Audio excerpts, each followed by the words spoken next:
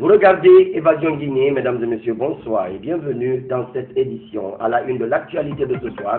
Interpellé lundi, jour de manifestation de l'opposition, Mohamed Traoré, secrétaire fédéral de l'UFDG à Kaloum, est accusé d'attroupement et de trouble à l'ordre public. Ses avocats parlent d'un faux procès qui cible leur client pour appartenance politique.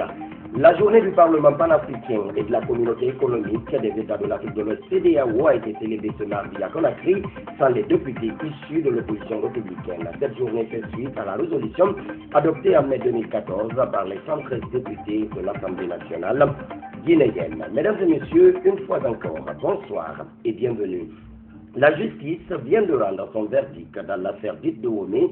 Sur les 26 prévenus, 11 ont été condamnés à la peine de perpétuité et 15 autres ont été libérés pour délit non constitué. Nous y reviendrons dans nos prochaines éditions d'information. Conformément à la résolution adoptée en mai 2014 par les députés guinéens, la journée nationale du Parlement panafricain et de la communauté économique des États de l'Afrique de l'Ouest, CEDEAO, a été célébrée ce mardi à l'hémicycle. Au cours de cette célébration, les parlementaires guinéens sont longuement revenus sur l'historique de ces institutions panafricaines et la mission qui leur sont assignées. Nabi Kamara, Idiap Diallo, reportage.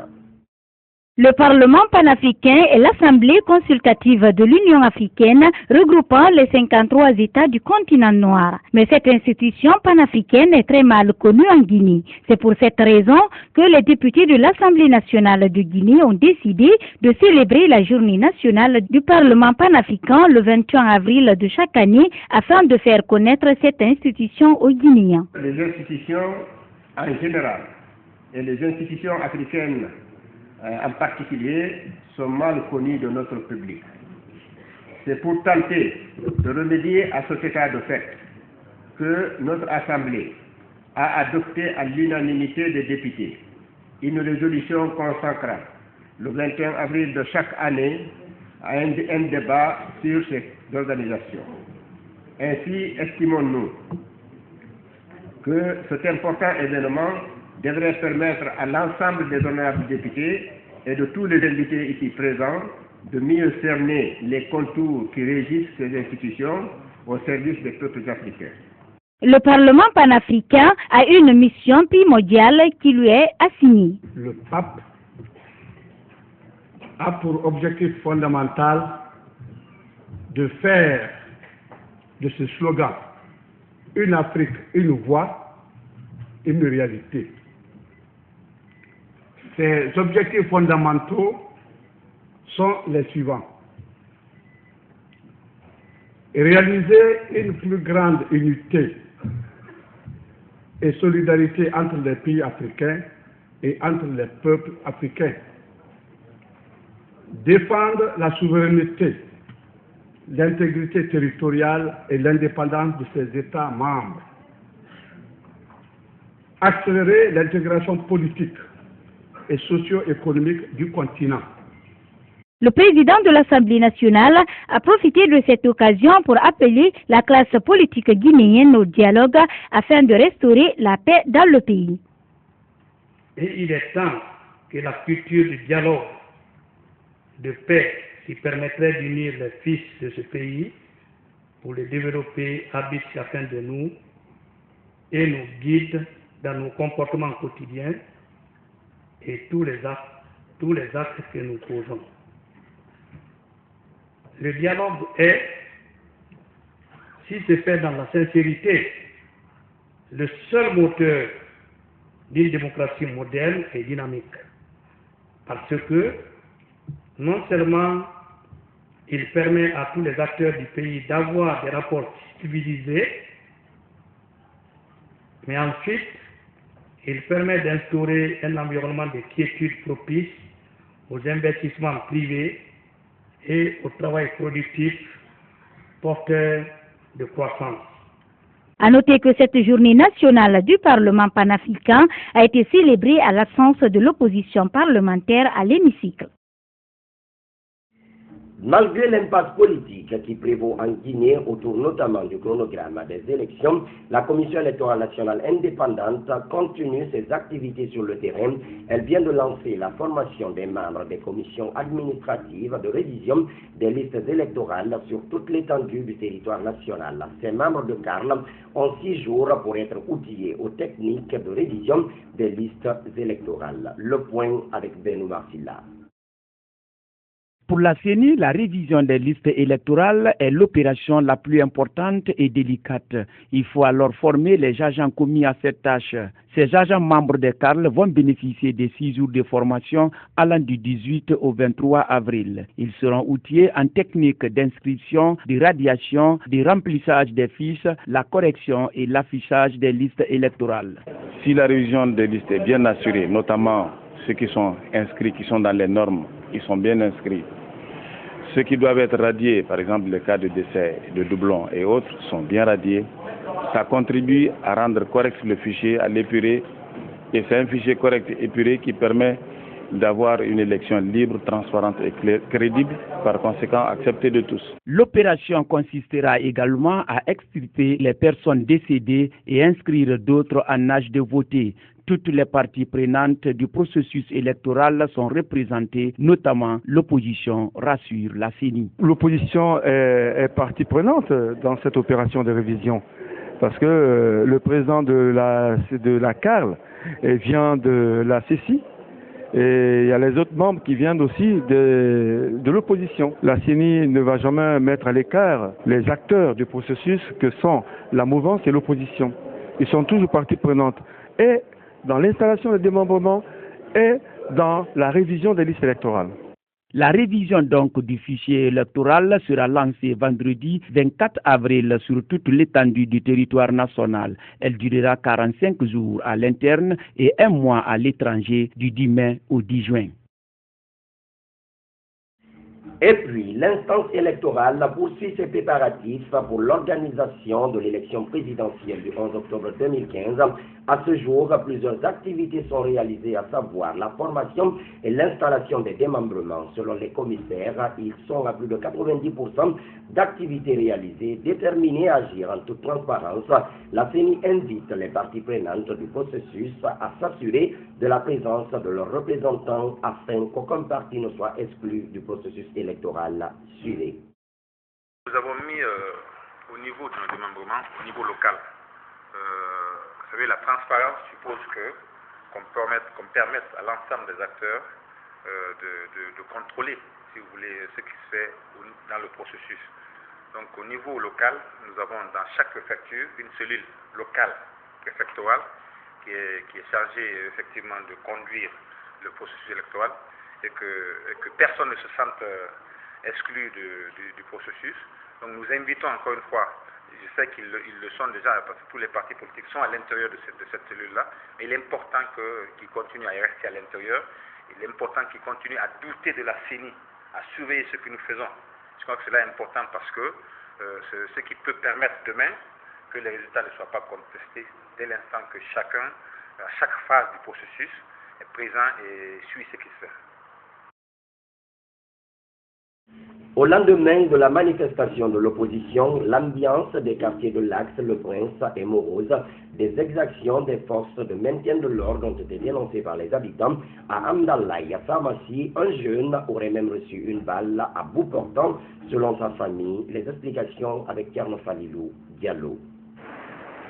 L'Axe Le Prince était vide au lendemain de la manifestation. À l'intérieur des quartiers, l'environnement ressemblait à une zone d'après-guerre avec des boîtes de gaz lacrymogènes usées qui jonchaient le sol. Dans une famille, les forces de l'ordre se seraient introduites dans l'enceinte même de la concession pour tout détruire.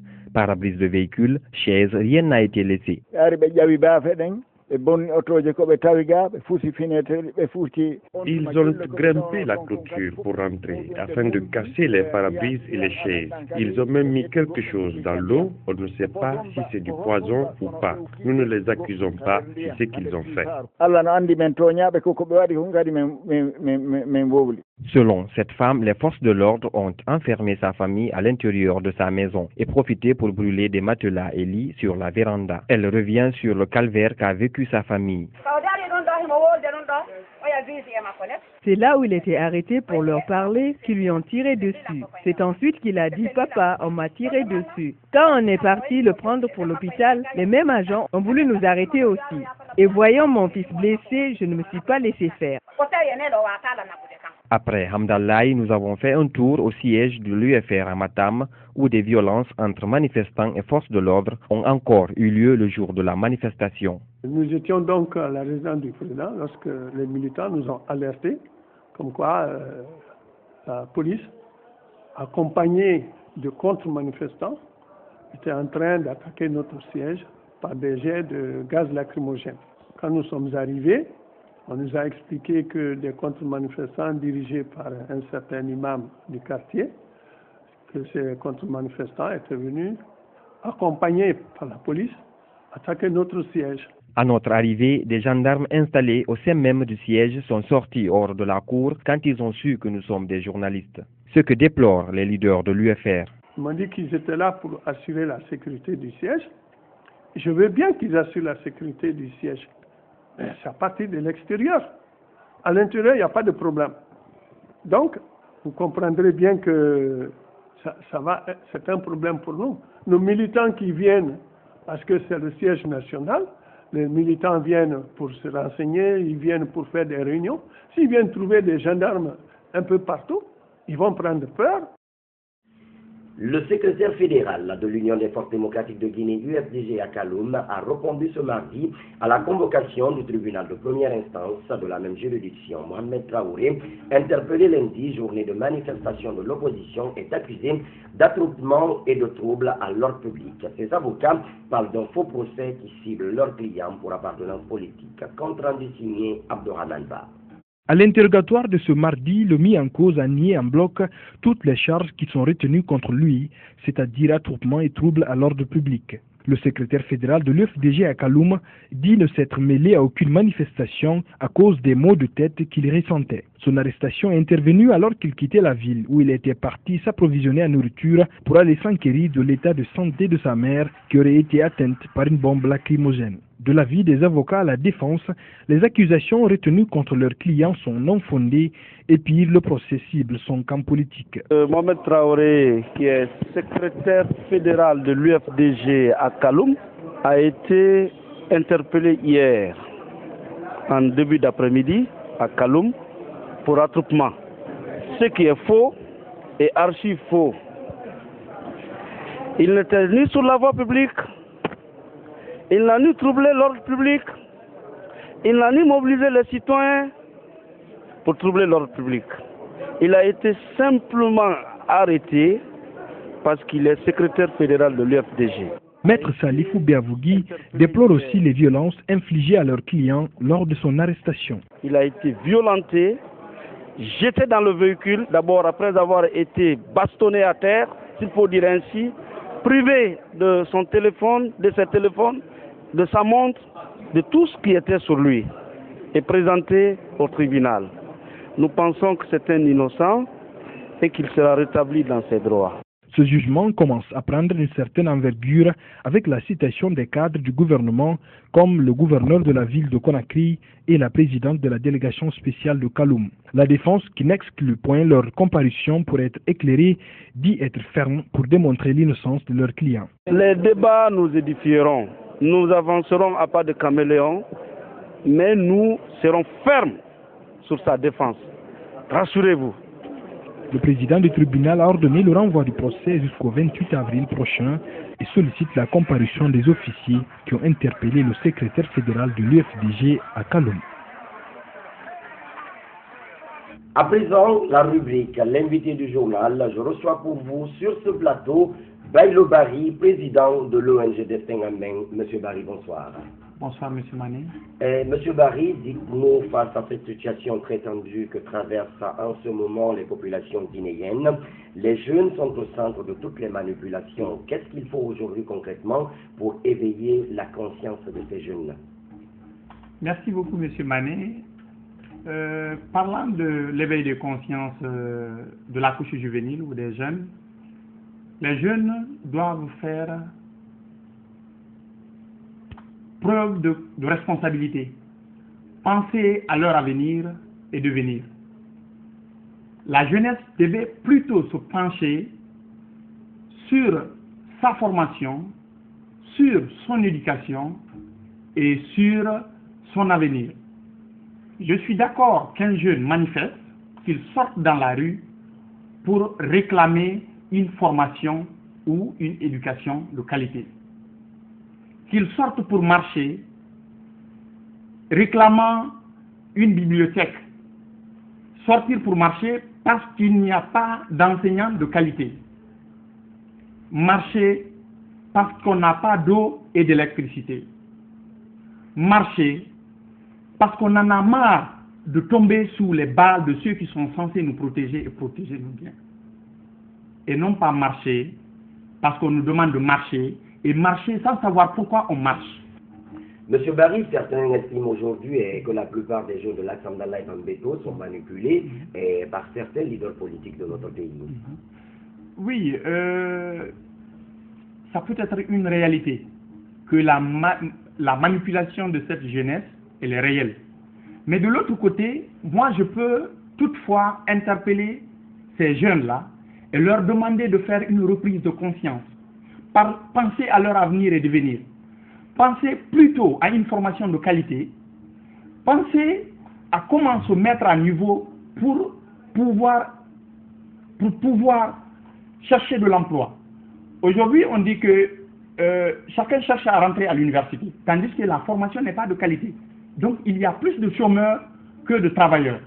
Il y a beaucoup d'universitaires qui ne trouvent pas de l'emploi. Ce n'est pas la faute même aux employeurs, c'est la faute aux formateurs. Parce que nous n'avons pas de formateurs au niveau de nos institutions de formation. Ce sont des assistants qui n'ont même pas, au fait, le master qui se retourne pour donner des cours dans les classes. Moi, si je dois marcher, je marcherai parce qu'il n'y a pas une formation de qualité. Si je dois marcher en tant que jeune, je marcherai parce qu'il n'y a pas d'eau et d'électricité. Si je dois marcher dans la rue en tant que jeune responsable, je dois marcher parce qu'on est en train de me tuer. On est en train de tuer mes amis jeunes. On est en train de tuer les femmes dans la rue. Et ceux qui sont censés nous protéger et protéger nos biens sont en train de nous détruire à petit feu. Monsieur Barry, vous parlez aujourd'hui de protection et d'irresponsabilité de ces jeunes. Et de leur côté, quelle devrait être la responsabilité de ces acteurs politiques de notre pays vis-à-vis de cette jeunesse guinéenne? Parlant de la responsabilité de la jeunesse, je ne parle pas seulement de l'irresponsabilité de la jeunesse de l'Axe de Bambeto Amdalaï. Je parle de la jeunesse guinéenne. Il faudrait réellement que la jeunesse puisse faire une reprise de conscience et savoir qu'elle ne peut évoluer que si elle réclame la formation, qu'elle réclame l'orientation, qu'elle réclame la justice dans ce pays, qu'elle réclame l'eau et l'électricité par exemple. Vous comprenez? Il ne sert à rien de sortir manifester si on ne sait pas pourquoi on manifeste. Et pour qui même on manifeste, on ne sait pas. Vous comprenez? Et c'est très aberrant de voir un jeune prendre de la pierre, jeter contre un autre jeune, manifestant contre manifestant. Là, je peux parler d'irresponsabilité de la jeunesse. Parce que ça ne se doit pas. Et de l'autre côté, si je prends les forces de l'ordre qui sont censées nous protéger, nous et nos biens, braquer des armes contre nous, là aussi c'est une irresponsabilité de leur part. Vous comprenez? Et parlant de l'État, l'État a le devoir de protéger ses citoyens. Quel que soit ce qui se passe entre l'opposition et la mouvance, si l'opposition ne prend pas la responsabilité de gérer les manifestations, comme ils le disent, nous ne demandons pas une autorisation, nous demandons une information. L'opposition parle de l'illégalité des élus. Je suis d'accord, mais qu'ils essayent de réfléchir. Car chaque fois qu'ils organisent une manifestation, c'est les morts d'hommes qui sont à enregistrer. Monsieur Barry, vous venez de situer la responsabilité à tous les niveaux. Oui. Concrètement, face à cette situation grandissante que le peuple de Guinée est en train de vivre, quand on sait que 7 Guinéens sur 10 vivent pratiquement sous le seuil de la pauvreté, qu'est-ce qu'il faut aujourd'hui pour une sortie de crise favorable? Pour une sortie de crise favorable, M. Mané, il faudrait une responsabilité de tous les acteurs concernés, que ce soit des acteurs politiques ou les autres acteurs des institutions. Et nous-mêmes, peuple, il faudrait que nous pensions à la nation, que nous pensions foi, que nous pensions loi. Parce que dans un État, là où la foi et la loi n'existent pas, on ne peut pas parler de paix. Donc, il faudrait que chaque citoyen puisse prendre ses responsabilités et penser qu'on ne peut grandir, on ne peut vivre, on ne peut se développer que s'il y a la paix. On a tant fait la guerre, on peut faire 10 ans de guerre, 10 ans de manifestation, on finira d'aller autour de la table. Maintenant, pourquoi ne pas commencer par aller autour de la table que d'aller s'entretuer dans la rue? Donc, ce que je demanderai au peuple de Guinée et à tous les acteurs concernés, c'est de prendre leurs responsabilités et surtout de prendre leur destin en main pour ne pas nous faire tomber dans une erreur irréparable. Merci à vous vraiment, M. Barry. Merci à vous, monsieur. Je rappelle que M. Barry est le président de l'ONG Destin en main. Le projet vient de tenir sa 7e Assemblée générale à Kindia. Durant 3 jours, les acteurs de la société civile guinéenne et française ont échangé et discuté autour de plusieurs sujets pouvant contribuer à l'évolution publique. Au cours de cette Assemblée générale, le bureau du COPIL a été renouvelé par les acteurs présents à Kindia. Depuis son lancement en 2008, le projet rassemble les acteurs de la société civile. Oulématou Kourou Diallo, reportage. Cette 7e Assemblée générale de PROJEG intervient à 7 mois de la fin de la 2e phase de ce projet. Elle aura réussi à réunir l'ensemble des organisations françaises et guinéennes qui ont pris l'engagement de respecter les principes et valeurs du programme concerté de renforcement des capacités de la société civile et de la jeunesse guinéenne. Durant 3 jours, les acteurs présents ont identifié les actions et les enjeux en phase avec le contexte guinéen. L'Assemblée générale a demandé cette année-ci, comme elle l'avait demandé l'année dernière pour les États généraux, que cette année-ci, qu'on soutienne des actions dans toutes les régions qui vont dans le sens d'amener les acteurs de la société civile à lutter contre l'instrumentalisation de l'ethnie dans les discours ethniques. Et là, dans le discours politique du moins. Et là, ce sera aussi un nouveau défi pour le projet dans ce contexte relativement tendu préélectoral. Résolument engagé à faire respecter la vision du projet, cela en respectant les principes et valeurs du programme, les participants ont procédé au renouvellement du bureau du comité de pilotage. Dans mon discours de campagne, j'ai énuméré là-bas 4 points essentiels. Le point qui me semble plus important, c'est surtout de contribuer à la pérennisation des acquis du projet, surtout les cadres de concertation, les collèges régionaux. Chaque fois, on est habitué à se rencontrer là-bas. Et si aujourd'hui, le programme se termine, vous voyez l'inquiétude des gens, on est déjà habitué à faire ça.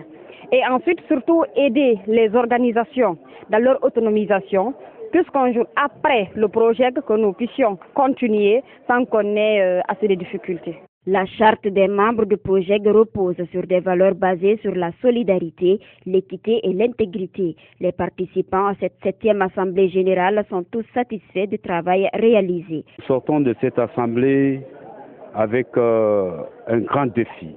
Ce défi, c'est de mettre tous les acteurs majeurs de la société civile autour d'une table pour pouvoir aboutir aux États généraux. Parce que si vous constatez aujourd'hui dans notre pays, il y a du challenge, il y a de l'avenir dans ce pays. Mais il faut que tous les grands ensembles se mettent ensemble pour pouvoir débattre les vrais problèmes du pays et pouvoir sauver ce peuple qui a tant souffert. Mes impressions sont bonnes puisque c'est un espace à travers lequel on apprend beaucoup, on échange, on a assez de partenariats. Et ça nous permet désormais de nous préparer davantage pour participer vraiment à la bonne marche de ce projet. Cette Assemblée générale de Kindia s'achève avec l'espoir de voir tous les acteurs de la société civile guinéenne parvenir à briser les barrières pour la réussite de ces États généraux. La coordination du projet philo-socio-productif a organisé du 13 au 17 avril 2015 un atelier de passation des marchés volets IMO 2015. Ce projet s'inscrit dans le cadre de la mise en œuvre de la composante 1 du projet financé par la Banque mondiale. Cette rencontre a connu la participation de toutes les commissions de passation des marchés dans les différentes communes concernées. Néné Oumobalde, reportage.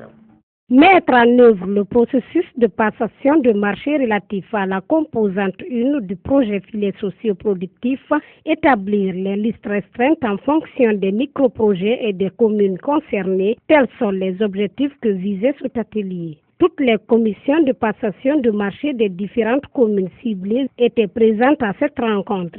Environ 160 microprojets doivent être exécutés dans les communes de Boké, Fria, Kindia, Mamou, Labé, Kankan, Farana et Zérekori.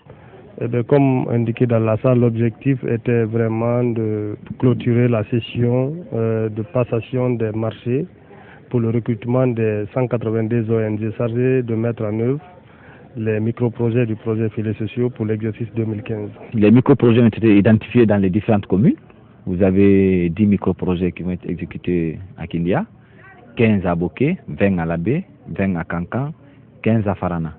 Donc ces microprojets ont été déjà identifiés et approuvés par la coordination du projet. Le représentant du maire de Kindia, satisfait de ce projet, parle des œuvres réalisées par filets sociaux dans sa cité. Au niveau de Kindia, les filets sociaux ont eu beaucoup d'impact. Impact sur le plan environnemental. Aujourd'hui, avec ces efforts, la ville de Kindia est désignée comme la ville la plus propre de notre pays. À travers les ressources générées par les filets sociaux, il y a aujourd'hui beaucoup de jeunes qui ont créé leur propre entreprise. Il y en a qui ont ouvert des télécentres, il y en a qui ont ouvert des salons de coiffure. Cela s'est traduit aussi dans l'amélioration du niveau de vie de ces populations vulnérables. Pour les participants, ce projet vient à point nommé. Ils sollicitent que ce projet soit un point d'ancrage pour rendre les différentes communes du pays propres. Je sors très satisfait, très content par rapport à ce que j'ai vu. Et je pense à la transparence qui a caractérisé les travaux. Et je pense aussi au sérieux qui va être fait sur le terrain dans le cadre de l'exécution de ces différents micro-projets. Ma préoccupation, c'est la salubrité dans nos communes. Comme vous-même, vous le savez, toutes les communes de la Guinée et de Conakry à l'intérieur du pays, c'est des communes qui ne répondent pas aux normes de propriété. Pour enlever les ordures, il faut trouver les moyens de transport, qui n'est autre que les camions. Parce que, spécialement, on peut faire le nettoyage, mettre les ordures au dépotoir. Mais pour transporter à la décharge, ça pose problème. Donc si on a les moyens de transport, ça va nous soulager. La coordination compte organiser plusieurs autres rencontres afin de réaliser ces œuvres dans toutes les régions du pays. Les populations de Télémilé bénéficient de 2 bonnes fontaines et de 2 forages pour la desserte en eau potable.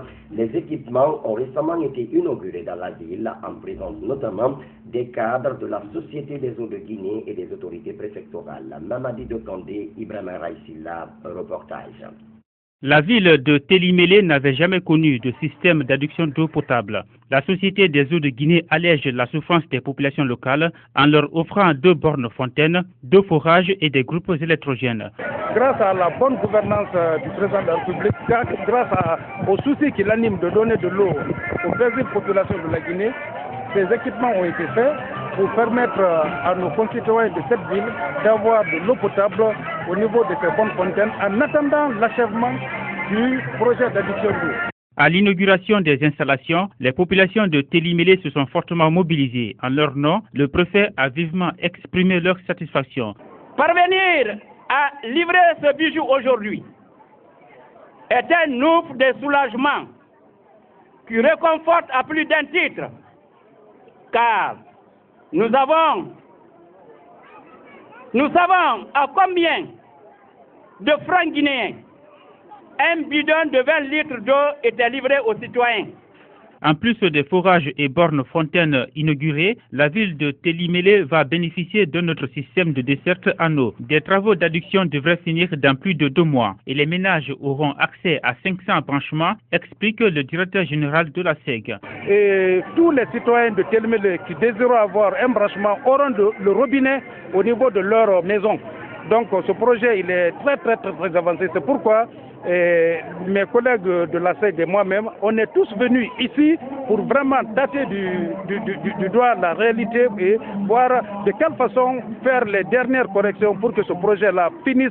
Ces travaux d'adduction d'eau dans la ville de Télimélé sont financés par la Banque pour le développement économique de l'Afrique, BADEA. Mesdames et messieurs, c'est la fin de cette édition d'information. Merci à tous de l'avoir suivi.